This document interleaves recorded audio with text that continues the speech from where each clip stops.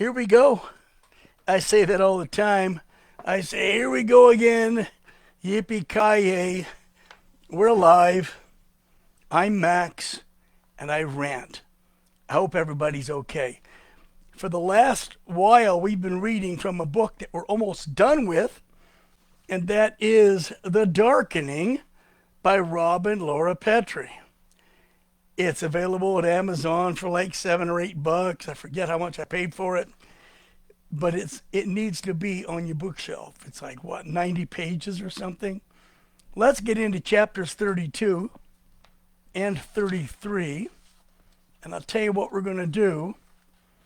Yeah, oh my goodness, look at that. Let me go back. Yeah?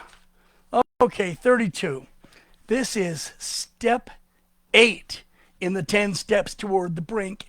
And I mean, all of these steps outlined in the book have already happened, and many are still going on, but you don't seem to give a damn. Some of you do. Most of you don't. Most of you don't know, don't care. Fine. See where that gets you.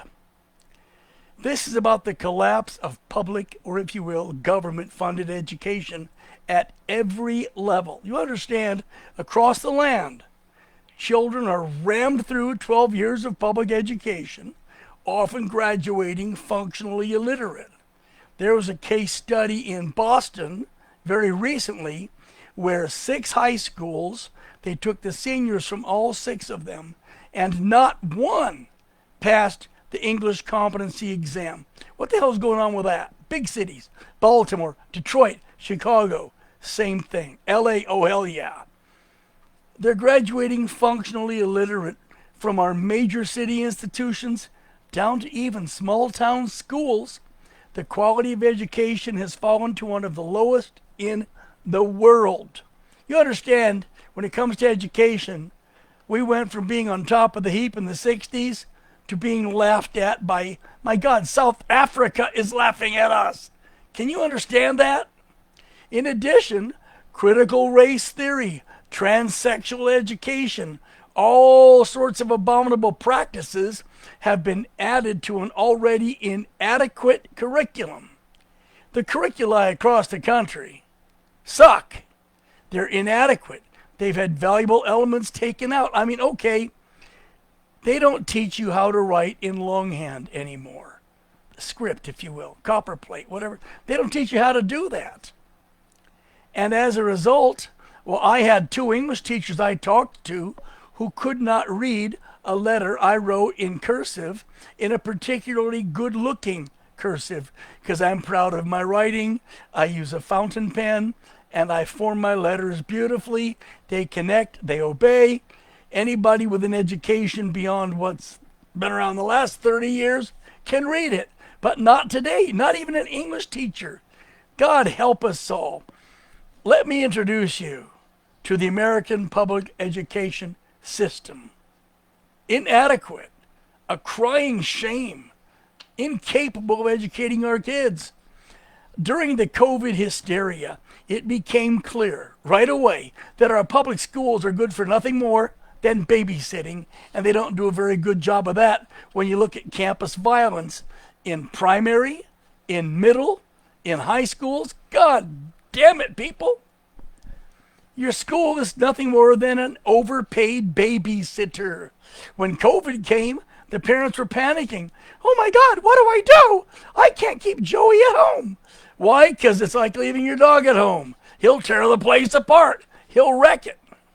We've come to realize this as schools across the country were closed during the hysteria and parents had nowhere to put their kids.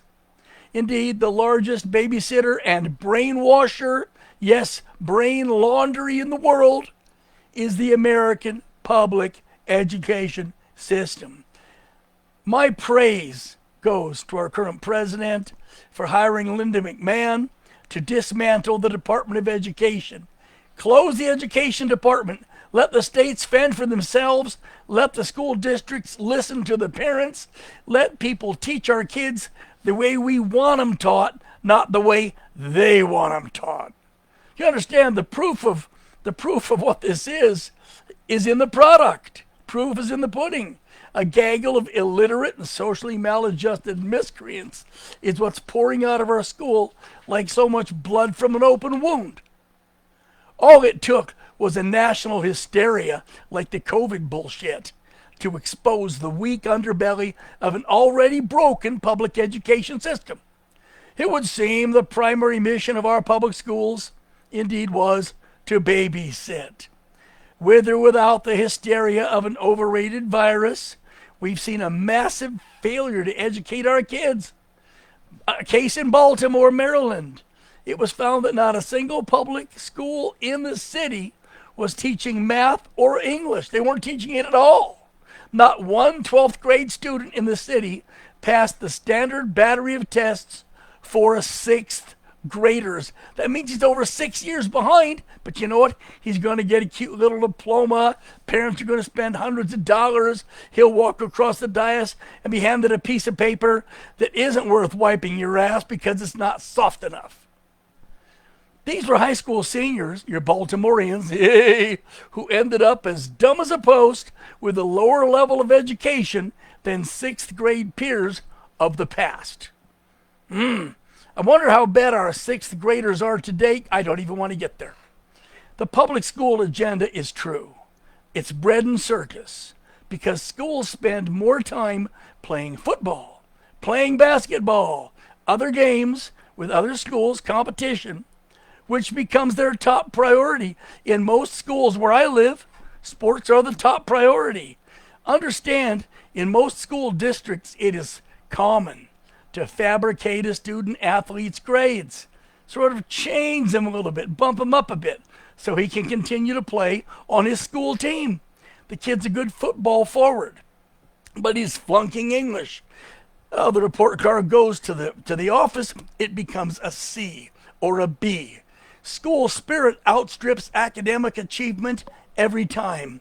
It's less, get those grades, get a future, and more, play a little basketball. Come on. Universities and colleges have had to lower their standards in order to fill the classrooms and collect their outrageous tuition, books, fees, etc.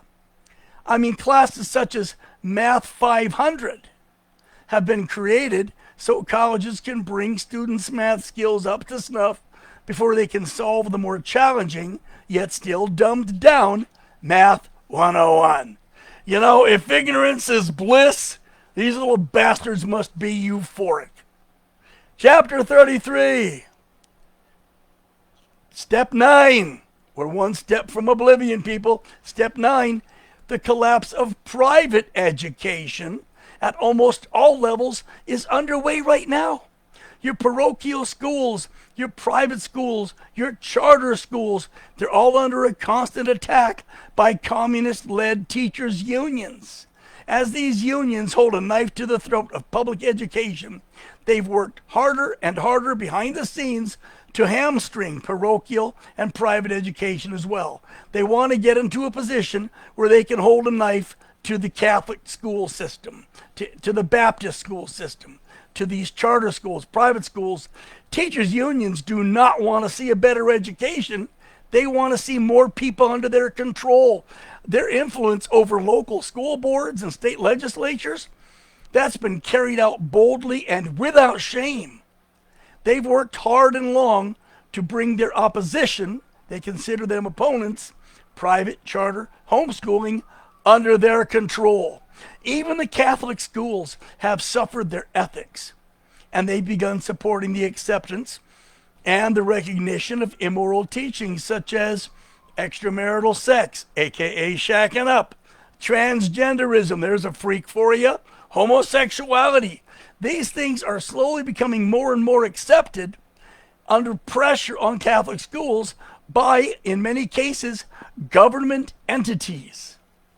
Well, there was a Marxist Pope Francis. He's gone, may he spin in hell. And his incredibly liberal United States College of Catholic Bishops, or is it conference? It's a conference. The USCCB. They worked tirelessly to advance a communist agenda within Catholic schools. Well, he's gone now.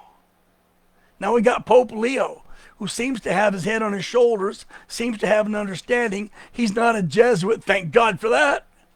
We have all fallen to the point where our schools are now used to recruit children for sex change surgery. Yes, they're recruiting them. Oh, you feel like you'd like to be a girl? We can fix that, and we won't even tell your parents. And they have a nice term. I love this euphemistic term for butchering a baby. It's called gender reassignment. What the hell is that? Why would communists want to do this? The answer is simple. It arouses the tempers of good people and brings another degree of chaos to the land, a land that they want to one day own. And you know what? They will own it one day. That's a damn fact. You know what? I'm going to finish this book right now. We're going to go to chapter 34, and we're going to wrap it up because I've only got 2 pages to read, and the book is done. You're saying, yay, it's done. Oh, yay. And I'm saying, hang on, people. Okay. Step 10 of 10. The gullibility of our society as a whole.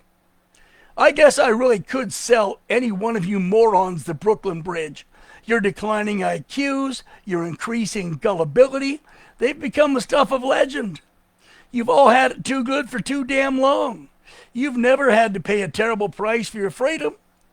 You have, in times of war, had food on the table and gasoline in the tank anyway. When I wrote this book, I was desperate about what was happening and is happening to the people of the land that I love. This is Rob speaking. The United States has become the laughingstock of the world, and its division in terms of race, sex, education, and so on, these divisions have now become legendary as well.